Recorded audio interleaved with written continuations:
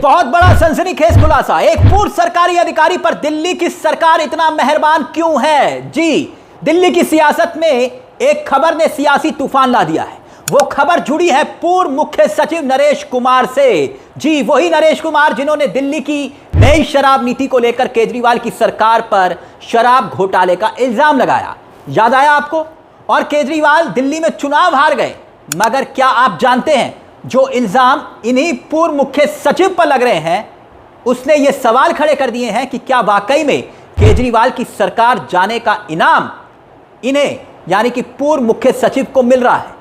यह क्यों कहा जा रहा है कि रिटायरमेंट के 1 साल के बाद भी सरकारी बंगला, गाड़ी, सुख सुविधाएं, नौकर चाकर सब कुछ मिल रहा है। बतौर दिल्ली के मुख्य सचिव नरेश कुमार को सरकारी बंगला नंबर E1 सत्य मार्ग नई दिल्ली अलॉट हुआ था। इस नंबर को याद रखिएगा, सरकारी बंगला नंबर E1 सत्य मार्ग नई दिल्ली अलॉट हुआ था।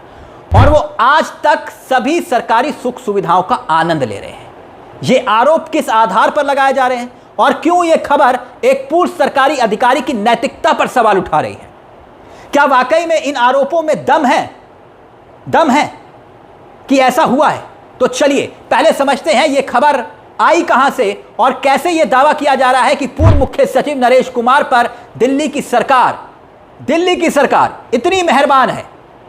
दरअसल यह दावा किया है नोएडा से चलने वाले एक न्यूज चैनल जिसका नाम है हिंदी खबर न्यूज चैनल ने बकायदा यह दावा किया, यह खबर दिखाई कि रिटायरमेंट के बाद भी बंगला, गाड़ी, नौकर चाकर सब कुछ मिल रहा है। यह दावा उनकी खबर में है। सभी सुख सुविधाएं इसलिए जारी है क्योंकि केजरीवाल के काम रोकने के एवज में इन्हें इनाम मिला है, जिस वजह से दिल्ली के पूर्व मुख्य सचिव पर बीजेपी की सरकार इतनी मेहरबान है। तो क्या वाकई में ऐसा है? क्योंकि यह आरोप आम आदमी पार्टी भी लगा रही है। यह सिर्फ एक न्यूज चैनल के हवाले की बात नहीं है, यह तो खबर दिखाई गई, लेकिन आम आदमी पार्टी के नेता भी यही आरोप लगा रहे हैं कि भाई पूर्व मुख्य सचिव ने केजरीवाल की सरकार पर इल्जाम लगाकर बदनाम किया और इसी वजह से दिल्ली सरकार उन पर यह रहम कर रही है। जनता के टैक्स के पैसे से रिटायरमेंट के बाद भी मौज काटी जा रही है। बाकायदा यह ट्वीट देखिए जिसमें आम आदमी पार्टी के कार्यकर्ता सोशल मीडिया पर लिख रहे हैं। शैलेंद्र शर्मा एक यूजर है सोशल मीडिया पर, इनका ट्वीट देखिए जो इन्होंने लिखा है। सोशल मीडिया अकाउंट पर यह लिखते हैं, वो देखिए, नाम नरेश कुमार, दिल्ली के पूर्व मुख्य सचिव, काम दिल्ली की नई शराब नीति को शराब घोटाला बनाने और केजरीवाल की सरकार को ठप करने में अहम भूमिका। और आगे क्या लिख रहे हैं शैलेंद्र शर्मा, अब वो देखिए। शैलेंद्र शर्मा लिख रहे हैं, इनाम, रिटायरमेंट के 1 साल के बाद भी सरकारी बंगला, गाड़ी और सुख सुविधाएं बरकरार।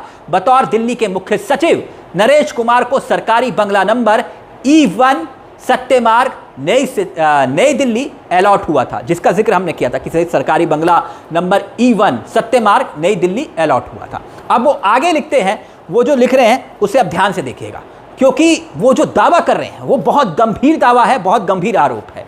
उनका दावा यह है कि भाई जो पूर्व मुख्य सचिव को ये बंगला अलॉट हुआ था तब जब वो दिल्ली के मुख्य सचिव के पद पर थे, यानी जब वो मुख्य सचिव थे तब ये अलॉट हुआ था। आगे शैलेंद्र शर्मा लिख रहे हैं कि भाई 60 साल की उम्र होने पर भी वो 30 नवंबर 2023 को रिटायर होने वाले थे और उनकी तथाकथित सेवाओं के मद्देनजर बीजेपी की केंद्र सरकार ने बिना दिल्ली के मुख्यमंत्री से सलाह मशवरा किए 6 महीने का सेवा विस्तार दे दिया।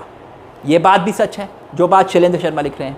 क्यों? क्योंकि जो ये सेवा विस्तार जब दिया गया था उस वक्त भी बकायदा केजरीवाल सरकार ने इसका विरोध किया था कि भाई आप हमसे बिना सलाह मशवरे के सेवा विस्तार क्यों दे रहे हैं। मगर आगे देखिए शैलेंद्र शर्मा ने जो कुछ लिखा है वो भी हैरान करने वाला है। वो कह रहे हैं कि भाई 6 महीने पूरे होने पर नरेश कुमार को 1 जून 2024 से फिर 3 महीने का सेवा विस्तार मिला, जो कि 31 अगस्त 2024 को पूरा हुआ।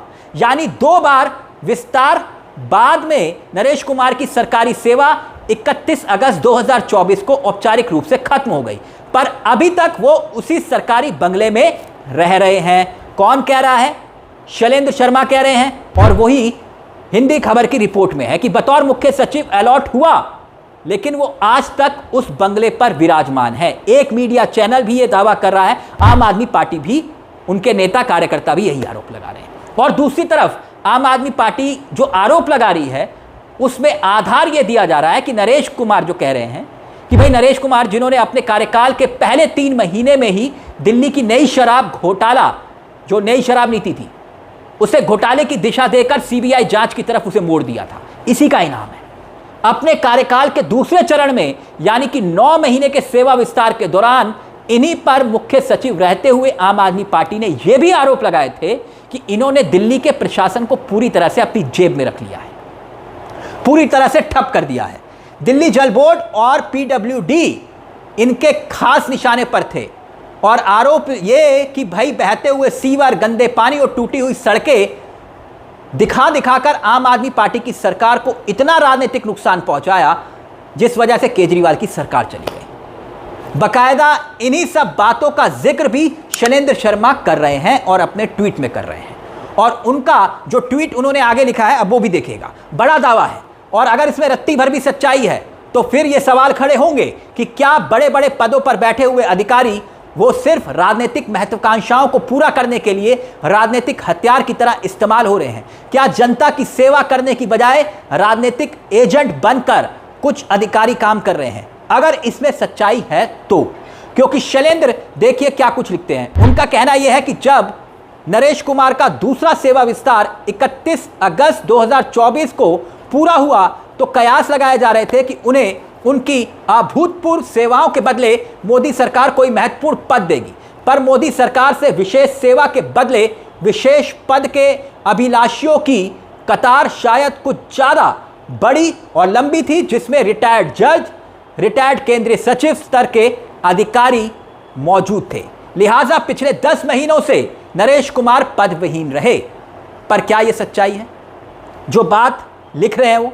पर कमाल की बात यह है कि किसी भी सरकारी पद पर देखिए वो क्या कह रहे हैं कि भाई किसी भी सरकारी पद पर अभी वो विराजमान नहीं है। नरेश कुमार अभी भी नई दिल्ली के चाणक्यपुरी जैसे पॉश इलाके में टाइप 6 बंगले पर काबिज हैं। ये आरोप, ये इल्जाम आम आदमी पार्टी का है। और दूसरी तरफ जो हिंदी खबर न्यूज़ चैनल है उन्होंने भी यही दावा किया है कि जहां सुप्रीम कोर्ट के पूर्व मुख्य न्यायाधीश जस्टिस चंद्रचूड़ तक सरकारी बंगला खाली कर रहे हैं, सवाल उठ रहे हैं। और दूसरी तरफ कयास लगाए जा रहे हैं कि अब पूर्व उपराष्ट्रपति जगदीप धनखड़ ने भी इस्तीफा दे दिया है, वो भी अपना बंगला खाली कर रहे हैं। ऐसे में नरेश कुमार कह रहे हैं कि भाई ये चुप्पी क्यों, ये चुप्पी क्या कहती है, क्या ये चुप्पी सिद्ध करती है? वो आगे लिख रहे हैं कि भाई ये चुप्पी क्या सिद्ध करती है कि दिल्ली में जो बीजेपी की सरकार बनवाने में ईडी, सीबीआई, दिल्ली पुलिस और चुनाव आयोग से कहीं ज़्यादा बड़ी भूमिका नरेश कुमार की थी।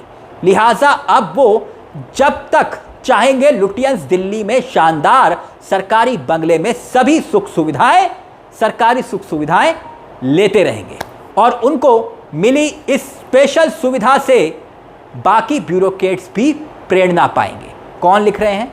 शैलेंद्र शर्मा।